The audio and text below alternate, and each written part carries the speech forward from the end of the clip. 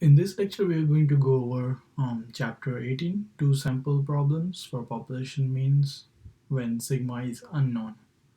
And this is a part of flipped classroom where we are going to go over the theory uh, in this online lecture, and then you can bring questions for discussions later.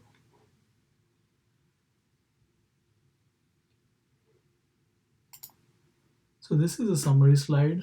In this lecture, we are going to cover all these topics. So you can see that we already covered one sample t-test and match pair t-test. So in this chapter, we are going to look at t-test only, that's for sigma unknown, but it's going to be focused on two samples. So treatment control taken separately, and you can see this is a continuation of problem 2 from chapter 17 exercise.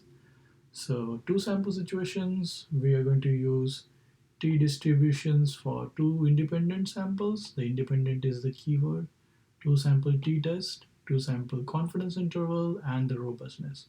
So in general, the schema remains the same, but it's now for the second different types of methodology, that's two sample situation.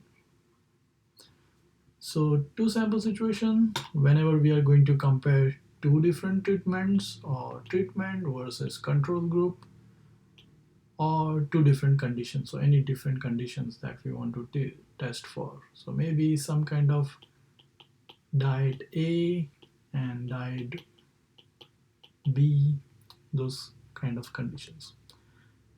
So it is important to know that these two sample t-tests are applied when these two samples are independent. So meaning that they don't have any dependence, right? So whenever we have independent sample to consider in our research, both samples are chosen separately. That's why we say it's independent. We go for two sample situation or two sample t-test. That we're going to study in chapter 18. That's this chapter. But previously, we always look for either one sample, that's one sample t-test, or something called as match pair samples. So although we did look at treatment control group, those kinds of scenarios, or two different data points, one is pre and post, so before treatment and after treatment, although we look at the similar situations, but we were studying only one individual or one sample or a sample of individuals were used, and they were serving their own pair or some other individuals which were matched on certain characteristics. So that's why we say that these are match paired samples. So there is a relationship. So that these two different samples are dependent. So those are not independent. Um, and that's why we go for techniques we have studied in chapter 17. Those are match pair t-test. So let's start with a question so that it will give us an example to start with. So if you want to give it a try, pause this video and give it a try, and then we can go over the answer. So this question says a researcher wants to know if the calcium is effective treatment for lowering the blood pressure. He assigns one randomly chosen group, so our one of the assumption is met here, of subject to calcium supplements. So that's one of the group, and the other group will get placebo. At the end of the treatment period, he measured the difference in blood pressure. So blood pressure is our outcome. The 50 members of calcium, now this is key important statement. The 50 members of calcium group had blood pressure lowered by average of 25 points with standard deviation 10 points. The 50 members of placebo group had blood pressure lowered by an average of 15 points with standard deviation of 8 points. So to analyze this information, we use which of the following procedure? Two sample t-test, two sample z procedure, or match pair t procedure? So the answer for this is a two sample t procedure. So why? Because if you look at the data carefully, um, it says 50 members of calcium group had blood pressure lowered by this much standard mean and standard deviation, and the 50 members of placebo group had this much lower blood pressure by average and standard deviation. But they haven't said that these are repeated measures or there is any independence or dependence. They haven't said much about that, right? So we can say that these are two different groups or two different samples. And that's why the two sample t procedure would be more appropriate. Z procedure is not the answer because in order to go for Z procedure, we need to know sigma value, which is not given in this case, so we cannot go for that. Match pair t procedure is not the answer because we go for match pair t test only if the individuals before or after, or in this case calcium group and the placebo group, if the individuals in these two different groups are matched. So if matched on certain characteristics, maybe these are twins that we study, or maybe these are the sample that are matched based on equal gender and race and whatnot, the variables that you match on, or simply it's just a pre-post test. But it's not that scenario, that's why it's not the answer. So let's look at the another question. Which type of hypothesis test we should perform? So researcher wants to test effectiveness of weight loss program. He weighs the subjects before and after the program. So the program is given, and before and after they have measured the weight. Um, his research hypothesis is that the average weight after completing the program is less than the average weight before the program. So which type of hypothesis should you be using? So one sample t-test, match pair t-test, or two sample t-test. Again, pause the video, give it a shot.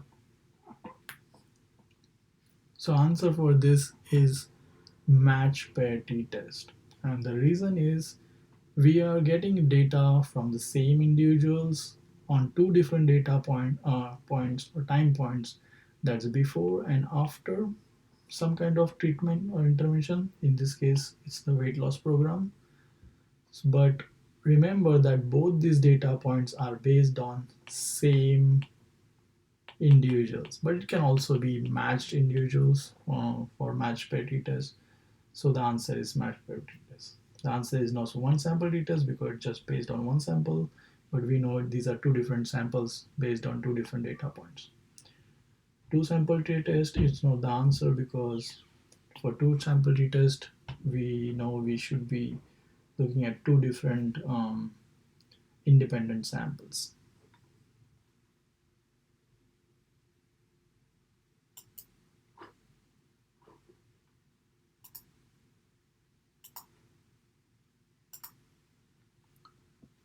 So now t distribution for two independent samples.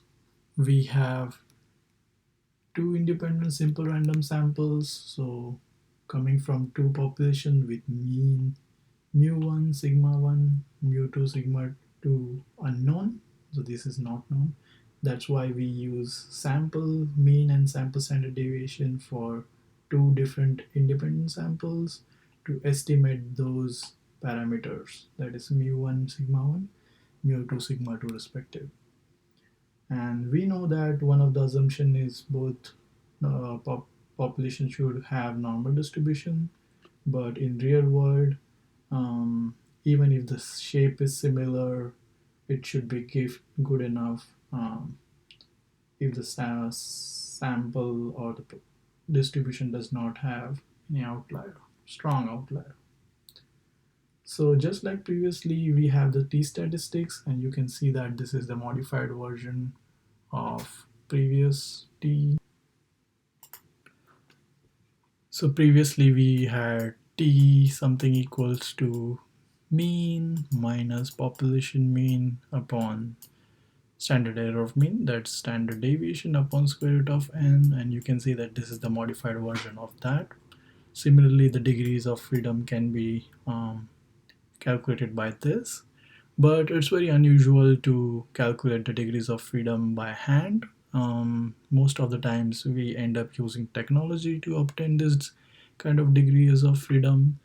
And if technology is not an option, we first compute the standard error. So that's this denominator standard error of means for each sample. So sample 1, sample 2, and this will make the calculation a little bit easier, but will favor the technology. So two sample t-test, how should we propose null hypothesis, alternative hypothesis? If you have two independent random samples, we want to test null hypothesis if the mean is different for these two different samples. So for mean temperature in treatment group and mean temperature in placebo group, you want to you want to probably check if those mean differs or not, right? So your null hypothesis becomes there is no difference, so that's why mu in one group equals to mu in second group, or this can also be written as mu1 minus mu2 equals 0, one and the same thing, with either one-sided or two-sided alternative hypothesis. That depends on what is your alternative hypothesis. If you're interested in maybe drug versus control, if you're interested in question that drug increases the temperature, then it's going to be one-sided. But if you're interested in whether the drug changes the temperature as your outcome, then your alternative is simply mu changes, right? So mu not equals to mu2.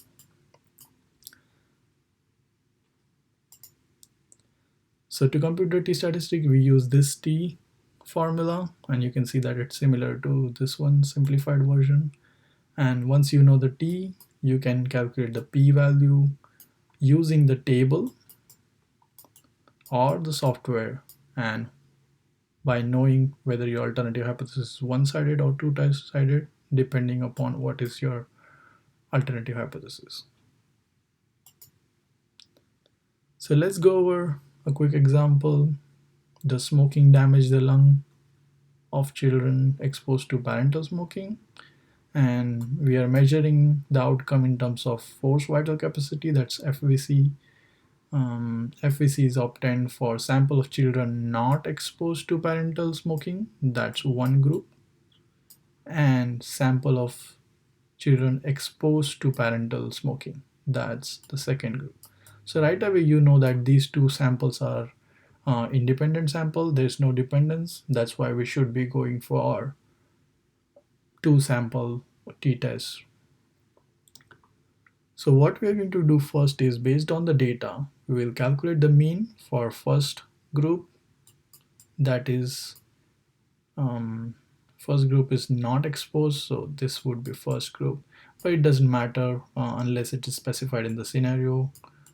You can choose one as first or the second, other as second. You're going to calculate the mean for them, you're going to calculate standard deviation for these two independent samples, and separate n values. We know that probably it's given already in the question stem, so it's not clearly stated here, but it should be given. And ideally they should have similar sample size to make the results more meaningful. So the question says, is the mean FVC lower in population with child exposed to parental smoking? And that's actually in comparison to the other group. So null becomes there is no change in FVC. So mean in FVC for smoking group or children whose parents were children exposed to parental smoking, and FVC of children not exposed to parental smoking, both this FVC mean is equal. In other words, this is true, right? And that's why we say that there is no difference, and that's why we call it as null hypothesis. On the other hand, alternative hypothesis is mu in smoking group is less than mu in non-smoking group. Why? Because our question says, is the mean FVC lower in population of children exposed to parental smoking? So smoking group, does it have lower FVC than the non-smoking group? And we know in such scenarios, we can consider this as a one-sided t-test. And you can also write this as this, it's one and the same. So this is given to you, x bar. So if you look at this t formula, we need to have this mean for smoking group. That's nothing but mean for smoking group is x smoking bar 75, and then mean for non-smoking group, that's x bar non-smoking, that's 88.2. And similarly you can see that this is s smoking, this is s non-smoking, and similarly n smoking, n non-smoking. So you know all these values, so just substitute those and solve the math. You should be able to get this t. Once you get the t, now from t you should be proceeding for p-value, but that can be done only if you know the degrees of freedom to make use of the table C. That's why we have to calculate degrees of freedom using this complicated formula, but it's just the formula complicated. The data remains same, S1, S2. So you can consider one of these S1, S2. It doesn't really matter which one you consider as one versus second. As long as you stay consistent throughout the procedure, it should be good. And by substituting this, because you know all S1, S2, N1, N2, you know all these values, so it's just simply substitution, and you should be able to get degrees of freedom as 48.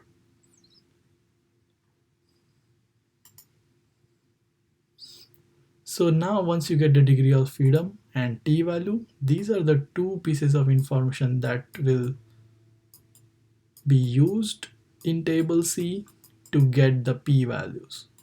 And notice that you always take magnitude of t and avoid the negative sign whenever you're locating the p value. And how should we do that? So let's just remind two pieces of information. 48 t value. So in table C, if you don't have 48 and your lower boundary is 40 and upper possible row of degrees of freedom given in table C is 50, you should go for the lower row, that is 40, right? That's the rule these authors are going with. So I'm going to show you how to get that p-value. So 48 and 3.92.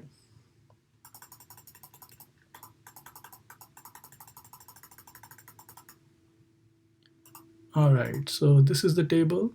So 48 degrees of freedom. So we know there is no 48.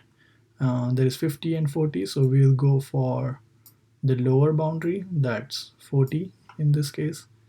And then we'll go all the way across within the row for 40 and look for 3.8, something like that value, which is greater than 3.5. So that value lies somewhere further away from the last value, and we should be locating the p-value. Now we know that our alternative hypothesis is one-sided. That's why we are going to locate one-sided p-value. If you try to see that, we will not get the exact p-value here, and you can notice that p-value increases or decreases as we go further on the right side. So 0.25, 0.20, 0.15, so on, 0.0005, right? So if you have p-value anything further away from this, then that's going to be less than 0.005. That's the rightmost available p-value in the table. So that means your p-value is less than 0.0005. So let's go back to the question.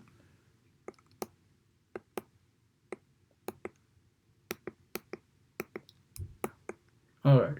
So that's how we got the p-value which is less than 0.005, right? And we know next step is we compare the p with alpha, that significance level. Most of the times we use the alpha as 0.05. That's why we compare if it is less than 0.05, and if p value is less than 0.05, which is the case in this case because it's 0.005, which is further smaller than 0.05. That's why we reject the null hypothesis. In other words, we reject. So our null hypothesis, we reject that the two different FVCs in two different groups are same. That is what we are rejecting, and we are favoring the alternative hypothesis that FVC, mean FVC, is lower in population of child exposed to parental smoking. So that's how you conclude lung capacity is significantly impaired in children exposed to parental smoking compared with children non-exposed to parental smoking. So that's your final conclusion. So let's look at this particular question and see what is our null hypothesis.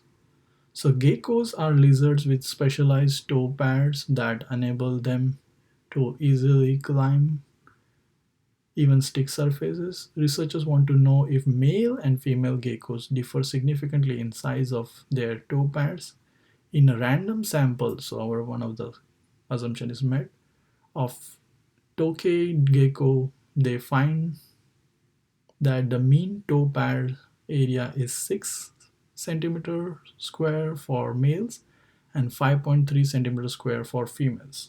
So you right away know that these are two different samples that we are looking at. So that's why we'll be looking at two sample t-test here. So what is the appropriate null hypothesis here? Pause the video, try to find the answer. So answer for this question should be C. And first thing, we should be able to rule out option A and B because you can see that these are all x values, x mean, and x mean is nothing but related to sample. So the key piece of information is whenever we are doing hypothesis testing, we always refer to parameters, right? That's nothing but related to population. So we do not, because we would know exactly what's going on in the sample, we are estimating or hypothesizing something about the population. So parameters are nothing but mu values, not x values. So right away we ruled out these two options. So given these three different options, we can see that null has to be no change. So if there is no change, then that means the mu between two sample has to be 0. So it should not be 0.7. That's just a sample statistic here. So now these two differs based on the study design. If it would have been same male having two different measurements, that is mean toe pads at 1 point versus 2 points, that would have been mu difference because that's when we calculate the mu difference. Or if it would have been matched male female on some other factors, then this would have been answer. But from this piece of information, we know that these would be two different samples, one for males, one for females. We do not have anything, any information given that says these are matched or these are dependent in certain ways. So that's why we can consider these two samples as independent. And for two independent sample, null will be mu in one sample, that's male, minus mean of second sample is 0. That's why we say it's a null hypothesis. So should the alternative hypothesis be one-sided or two-sided in this case?